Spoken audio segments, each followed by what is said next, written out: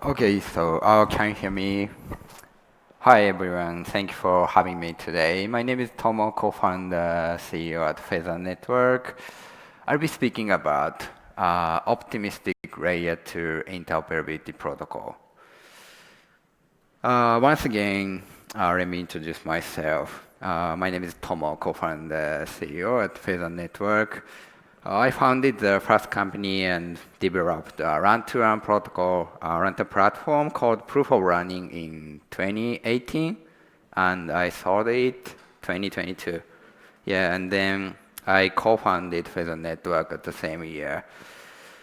And yeah, my rubbing is Japanese anime. Actually, yeah, I'm from Japan. So, oh yeah, so are there any Japanese anime rubber here? Yeah, thank you so much. Yeah, I wanted to actually, yeah, wear the anime T-shirts today, but I lost my baggage in the airport. Yeah, it's okay. So, yeah. So, okay. Anyway, so let me introduce about Feather Network briefly. So, Feather Network is an optimistic layer 2 interoperability protocol.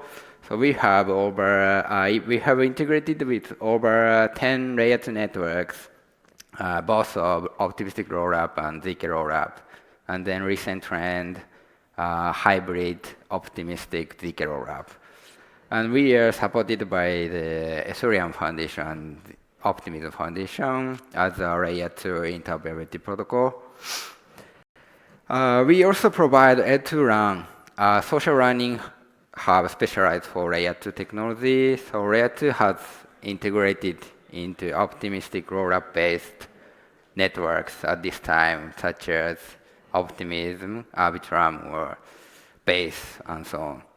Yeah, and then users can issue solvent token certificates for taking a curriculum about layer 2 technology, such as Optimism rollup, ZK rollup, Bridge, or Interoperability, or something else. Yeah, let's get into the main topic. Before discussing layer 2 interoperability, let's take a look at recent trend. I understand, as you know, but yeah, last year was the first year of layer 2, in my opinion, and it's still fresh in our memory that 2020 was the first year of layer 1. For example, Solana, Avalanche, Binance, or something. And many layer 1 is rapidly grew due to the emergence of Ethereum's scalability problem.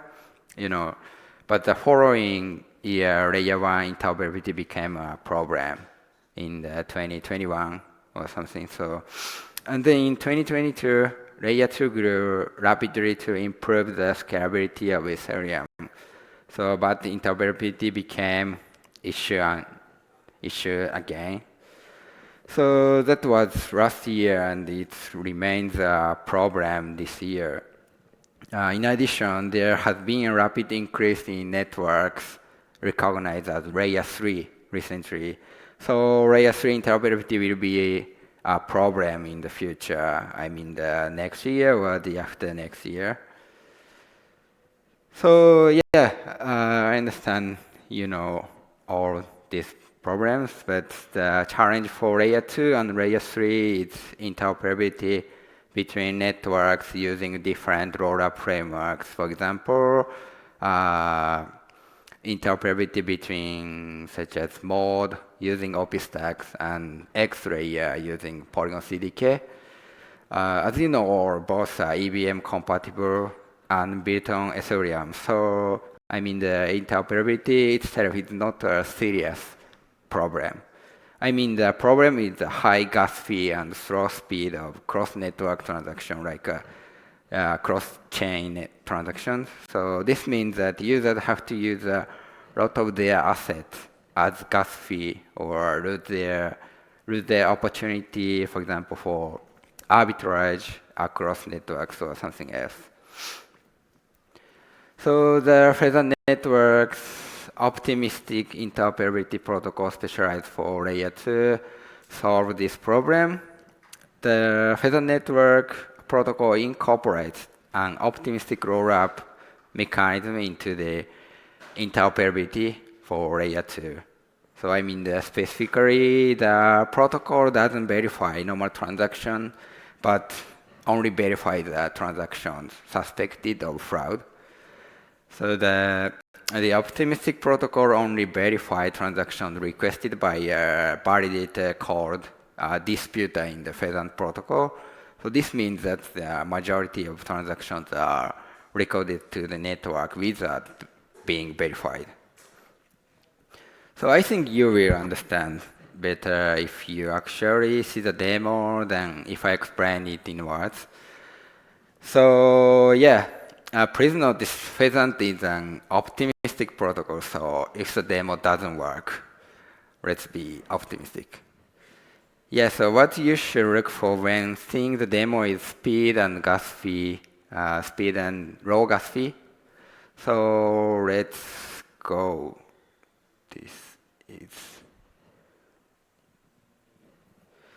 This is our bridge interface built using the Pheasant optimistic protocol. So let's try the bridge between optimism and BaaS as an example here. You can see. So you can see super cheap and super fast. Just one moment. Yeah, that's all. So this is the power of optimistic protocol.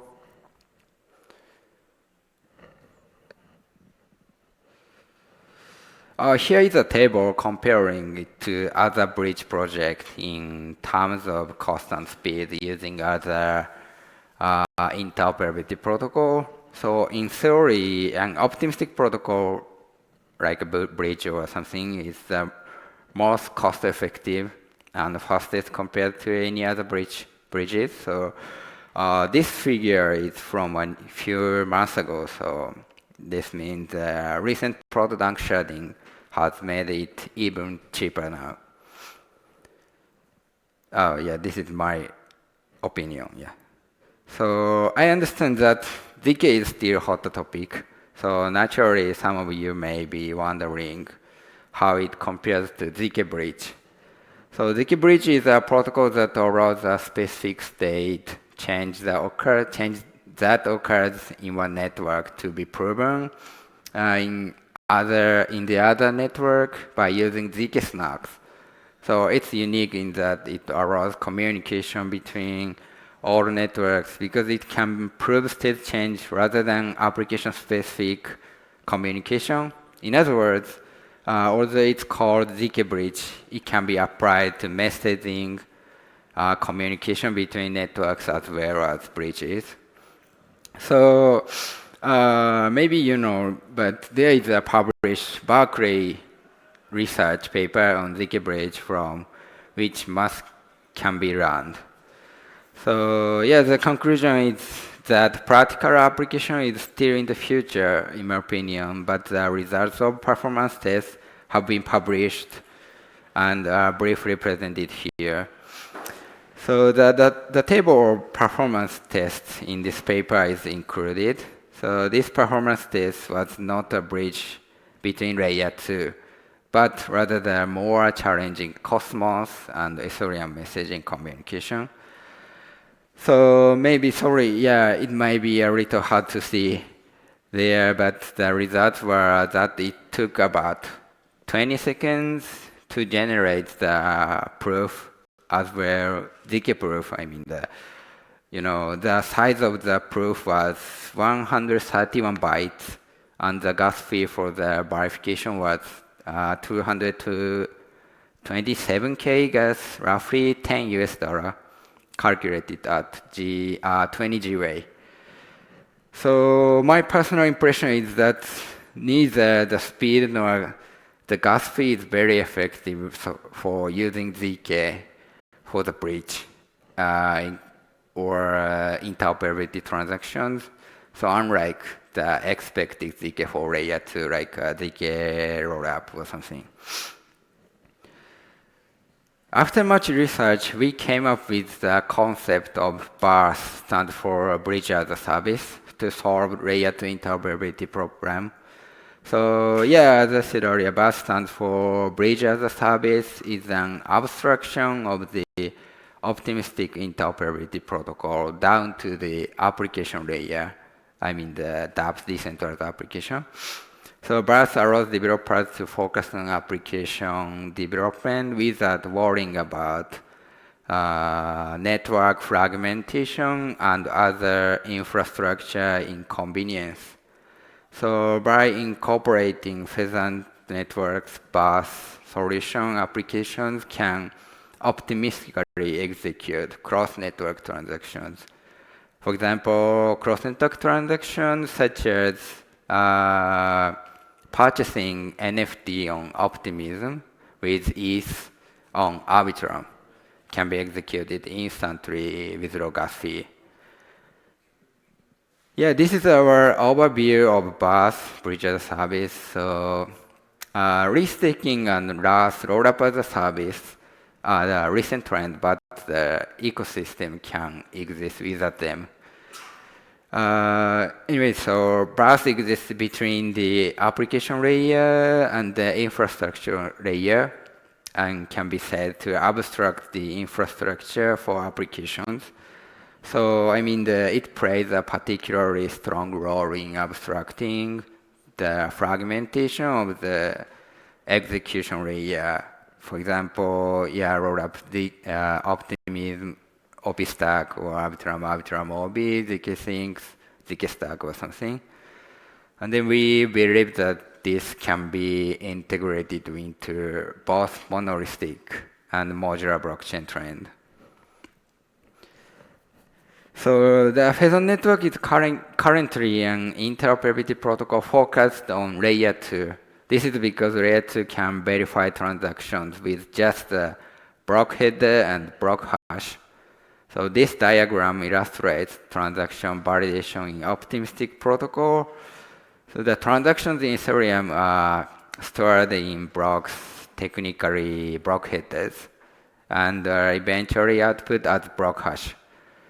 So since this is hash data, it goes without saying that changing the data will output a different block hash. In other words, the consistency between the information in the block where the interoperability transaction is stored and the information is in the block hash is verified.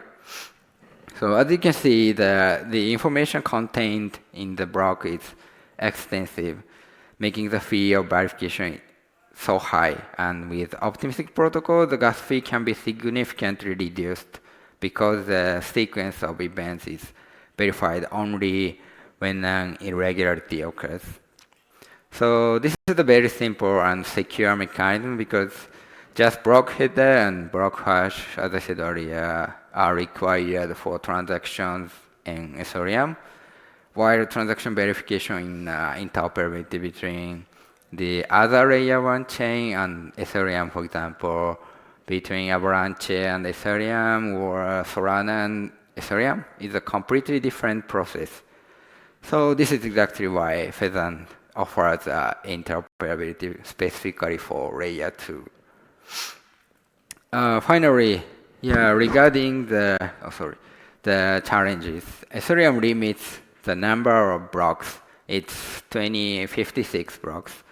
So this means that if an irregularity occurs at the optimistic protocol, the irregularity must be noted within around 1 hour, technically 51st minutes, yeah.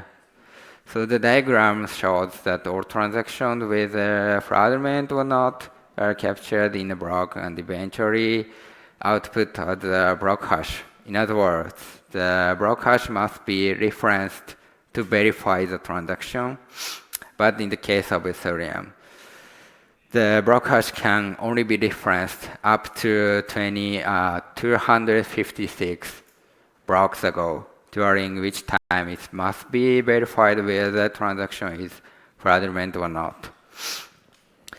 However, yeah, solutions to solve this challenge are already being developed. For example, Axiom is developing a protocol that will allow for block hash of more than 256 blocks. Yeah, thank you for your listening today. Okay.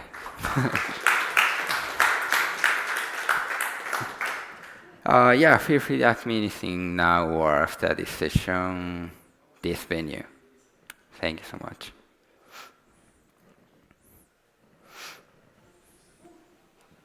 Thank you. Are there any Japanese anime lover? No? Okay, let's talk about. Thank you.